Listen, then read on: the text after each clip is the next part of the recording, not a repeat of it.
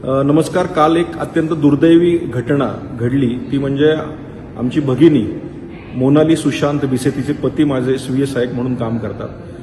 ती प्रेग्नंट असल्यामुळे दीनानाथ हॉस्पिटलला डिलिव्हरीसाठी ॲडमिशनला गेलेली असताना आणि पोटामध्ये तहानी 2 मुलं होती, जी जुळी होती आणि तिथं तिला 10 लाख रुपये अर्जंट भरा, नाहीतर आम्ही ॲडमिशन देणार नाही असं सांगितलं गेलं. 3 लाख रुपये भरण्याची तयारी असतानाही त्या ठिकाणी आम्ही ॲडमिशनच देऊ शकत नाही, क्रिटिकल शस्त्रक्रिया आहे असं सांगितलं गेलं आणि ॲडमिशन नाकारलं गेलं.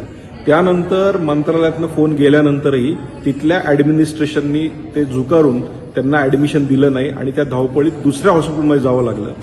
पण त्या दुसऱ्या हॉस्पिटलमध्ये गेल्यानंतर त्या ठिकाणी ट्रीटमेंट मिळाली, त्या ठिकाणी त्यांना 2 जुळ्या मुली झाल्या, पण दुर्दैवी त्या आईचे त्या ठिकाणी मृत्यू झाला.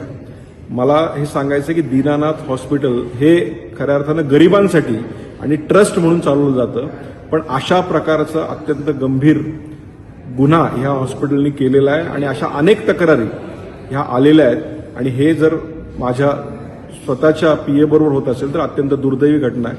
त्यामुळे येणाऱ्या अधिवेशनामध्ये नक्की हा विषय आम्ही मांडणार आहोत आणि याविषयी कडक पावलं नक्कीच माननीय मुख्यमंत्री आणि सर्वांनी उचलावी अशी मी विनंती करणार आहे.